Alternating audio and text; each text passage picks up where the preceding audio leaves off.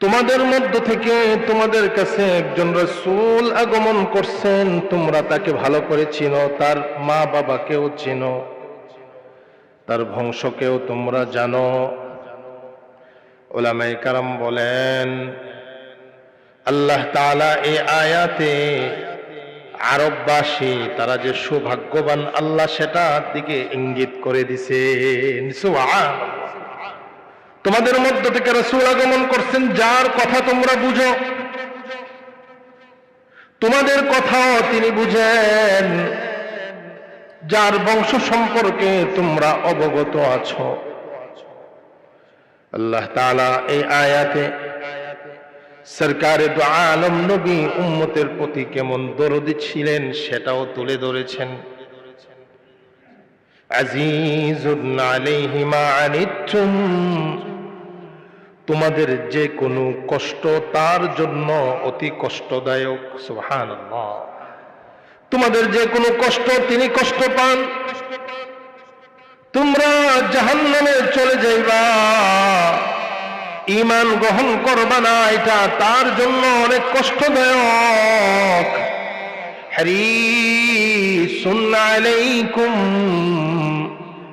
তিনি একমাত্র তোমাদের কল্যাণকামী, তিনি চান তোমরা ঈমান গ্রহণ করে জান্নাতের মালিক হয়ে যাও। সুবহানাল্লাহ। বিল মুমিনিনা রাউফুর রহিম, আবার মুমিনদের প্রতি তিনি অতি সদয়, পরম দয়ালু নবী, তিনি হলেন তোমাদের রাসূল। সুবহানাল্লাহ। প্রথম অংশের তাফসীর করেন মিন আনফুসিকুম, এর অর্থ হলো তোমাদের মধ্য থেকে। মিন আনফুসিকুম, ফাকে জবর দিয়ে পড়া, এটা আরেকটা কেরাত, কোরআনে কারীম 7 কেরাতে পড়া যায়।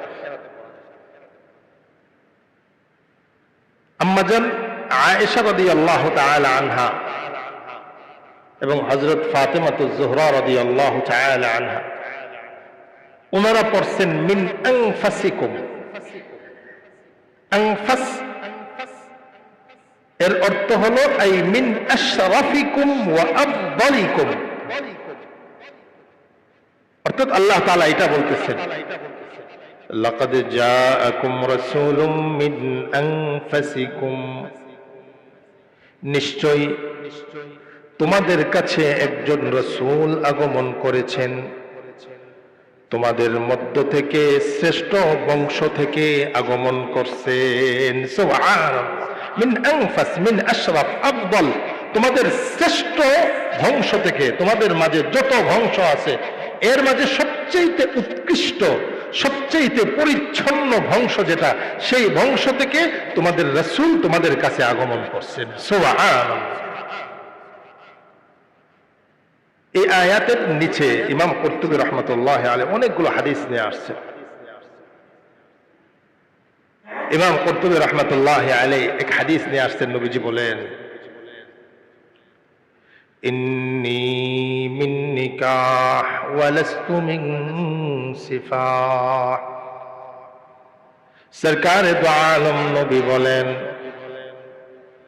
আমি দুনিয়াতে আগমন করেছি, আমার পূর্বপুরুষ, আমার বাবা Muhammad bin Abdullah bin Abdul Muttalib bin Hashim bin Abd Manaf bin Qusai bin Kilab, Qusai bin Kilab bin Murrah bin Kab bin Luay bin Ghalib bin Fihr bin Malik bin Kinanah bin Mudrikah bin Ilyas bin Mudar bin Nizar bin Maad bin Adnan bin Udd bin Muqawwim bin Nahur bin Tayrah bin Yarub bin Yashjub bin Nabit bin Ismail bin Ibrahim, Ibrahim bin Tarih বিন Nahur বিন সারুগ বিন রাউ বিন ফালাখ বিন আইবার বিন শালাখ বিন আরফাখশদ বিন সাম বিন নূহ বিন লামাখ বিন মাত্তু শালাখ বিন আখনুখ ওয়া হুয়া ইদ্রিস, ইদ্রিস বিন ইয়ারিদ বিন মাহলাইল বিন কাইনান বিন ইয়ানিশ, ইয়ানিশ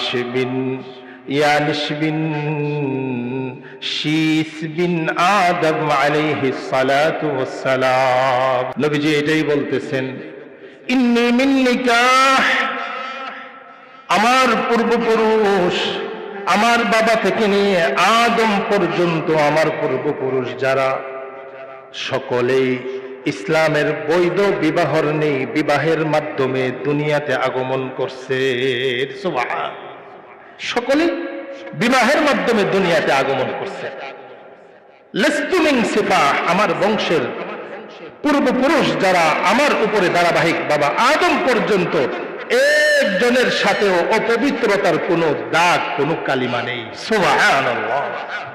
আল্লাহর নবী হাদিসের মধ্যে এটা বলে দিয়েছেন। দুই কথায় আমার আগমন দুনিয়াতে, আমার পূর্বপুরুষ যারা এই দুনিয়াতে আসছেন বৈধভাবে আসছেন, তাদের সাথে অপবিত্রতার ধারণাও করা যাবে না।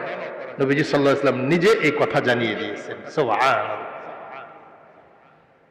সম্মানিত মুসল্লিয়ানে কারাম, আল্লাহ তাআলা তার হাবিবকে দুনিয়ার সবচেয়ে পবিত্র, পূত পবিত্র বংশ থেকে আমাদের কাছে প্রেরণ করেছেন।